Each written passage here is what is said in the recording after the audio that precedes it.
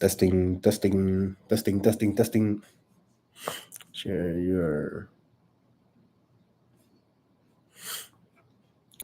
Bueno, peoples. This is my first video. As you know, I'm Mr. Snow. I'll talk to you guys about UFC 302 and the final predictions. But first, I want to show you guys some stuff.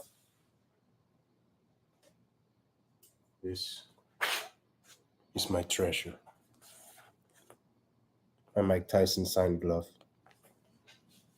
And my Roy Jones Jr. signed glove. Okay.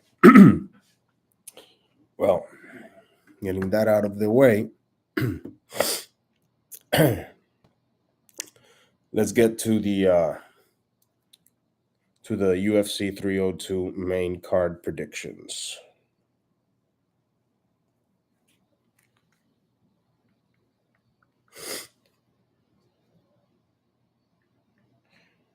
And yes, I have COVID.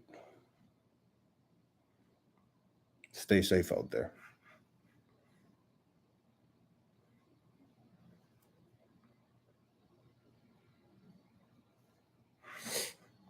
Right. Okay. So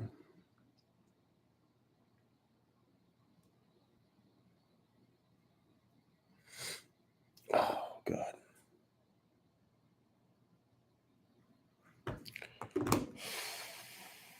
Let's get into it. So starting off the main card, it'll be Randy Brown versus Eliseo Zaleski dos Santos. Dos Santos, I think he's 37. I mean, he's got that big spinning wheel kick against Strickland, but he's kind of old and he's very hittable. And Randy Brown, he's slick. He's got that good right hand. So I'm gonna take Randy Brown. Probably, I think he'll knock him out. Maybe a second round KO by Randy Brown. Official prediction. Next, we got Nico Price versus Alex Morono. Okay, well, this is definitely going to be a decision. I mean, Alex Morono's got that footwork. You know, he'll make it a long fight. He'll tire out Nico Price, take him to the ground, maybe. Maybe not. Maybe not. And Nico Price can always throw a fucking, kick or something, but he's too hittable. He's too slow. Alex Morono's footwork. I say Alex Morono decision.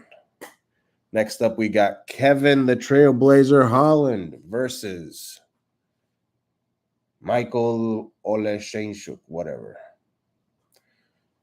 Okay, so that guy got beat, if I'm not mistaken, in 301 against Michel Pereira.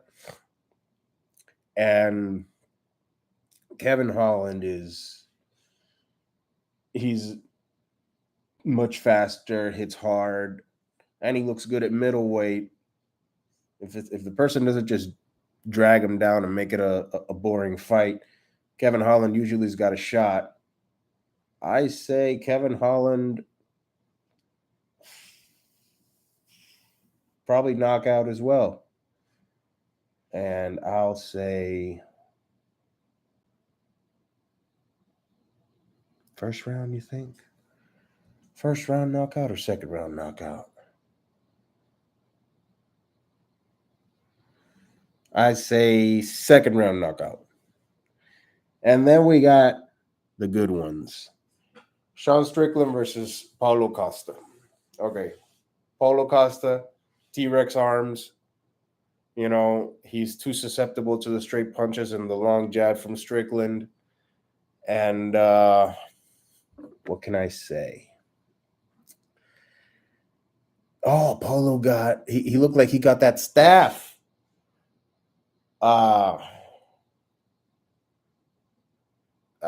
Either way, Strickland is much smoother. He's not going to give him space for the spinning heel kicks like Eliseo. He's going to be right in his face. Pop, pop, pop, pop, pop. And he'll be able to hit him without Paulo hitting him back, a.k.a. T-Rex arms. I mean, the guy is like 6 foot. I'll tell you right now. He's like 1.85 meters. He's as strong as he's as tall as Strickland, which I think that's like 6'1", maybe 6'2" at most. And he's got like a 69-inch reach. I'm 5'9". I got a 69-inch reach. His arms are short as fuck. Now for the main event.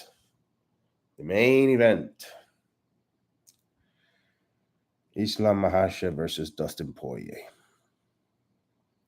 All of us, every single one of us wants Dustin Poirier to win that fight. And he's got a shot, you know. He's got a shot. 2 southpaws. Maybe with that footwork, he can move around when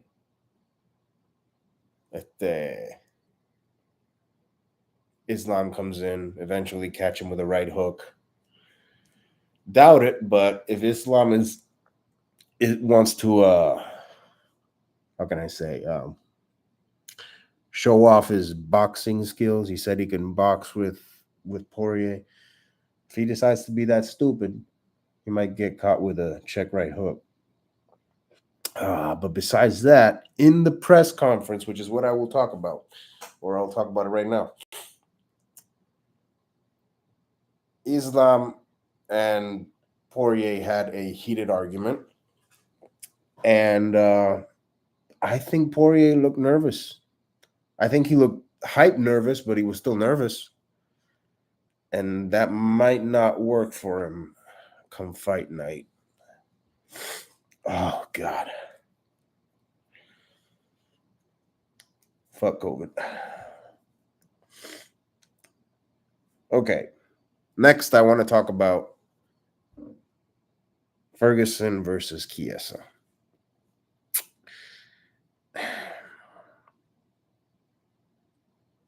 UFC doing dirty to my boy Tony Ferguson. My legendary boy. That guy deserves much better than a Chiesa fight. Chiesa's literally he's gonna hold him down more than Jesus Christ, but Beneil Dariush held him. Gonna make it a boring fight. A legend like Tony Ferguson doesn't deserve a boring fight.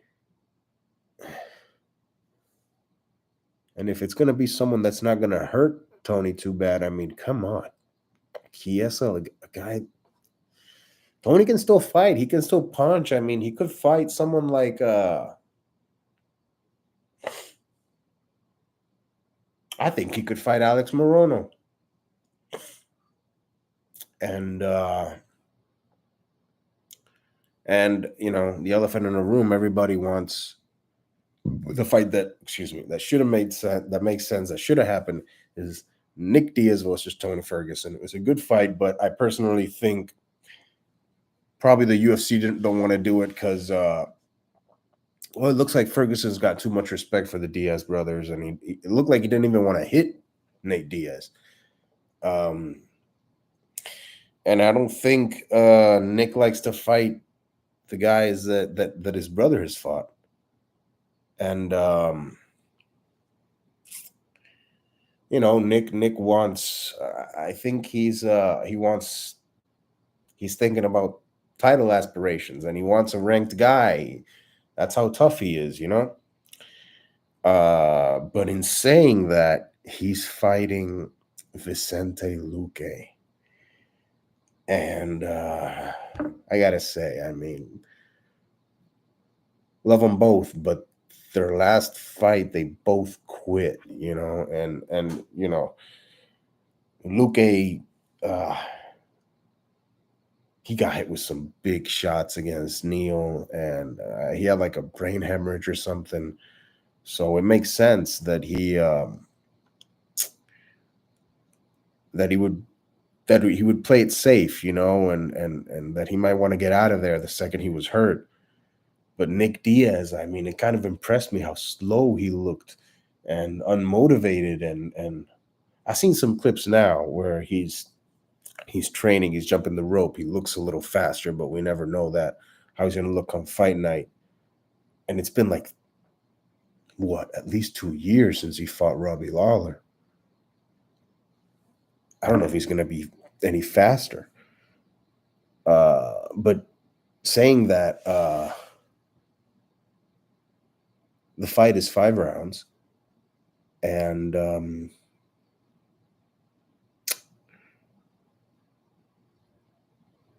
don't like this fight because Luque still got power, you know. He can really hurt Nick, and Nick is too tough for his own good. But at the same time, Luque seems so reluctant, and he doesn't strike first, and he's just waiting and waiting and waiting to see if he gets hurt. I mean, it might just be a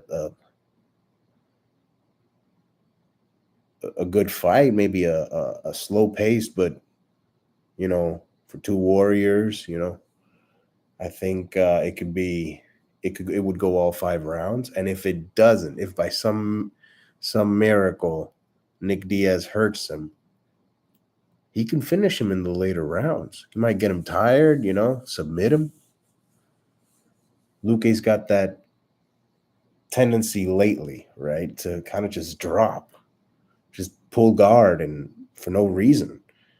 And if he does that against Nick, I think Nick still got that ground game, you know.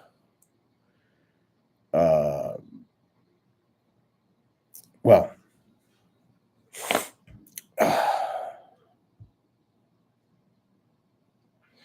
let's see. I want to tell you guys that tomorrow, early in the morning, I will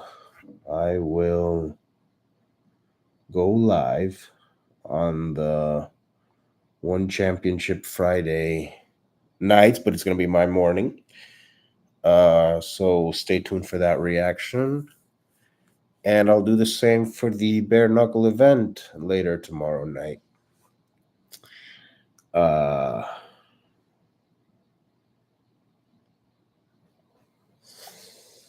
Let's look at the rest of the card.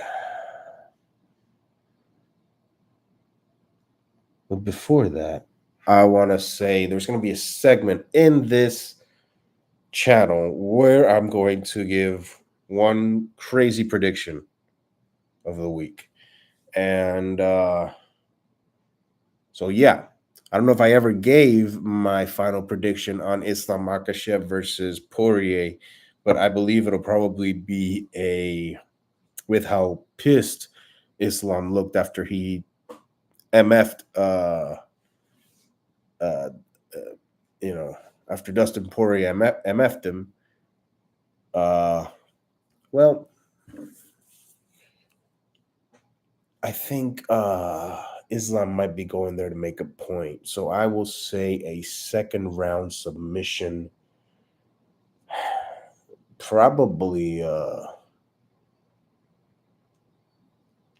think he's going to get Mount. I think he'll get Mount and get a one-arm choke, head and arm choke, you know, and then if Dustin turns his back, you know, he'll get the rear naked choke. So second round submission, probably by rear naked choke, or,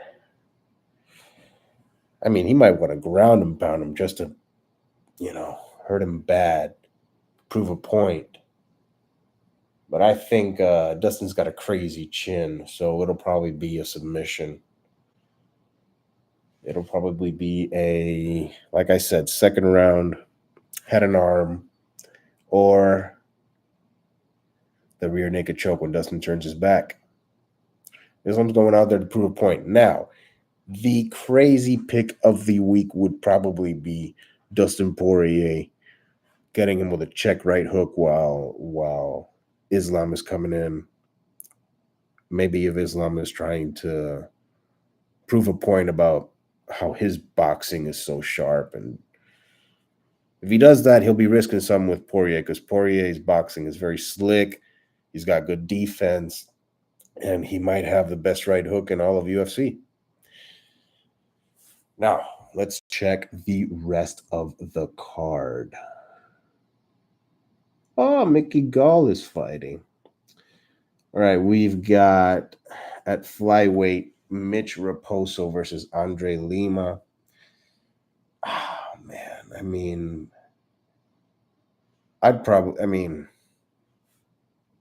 it'll probably be a decision.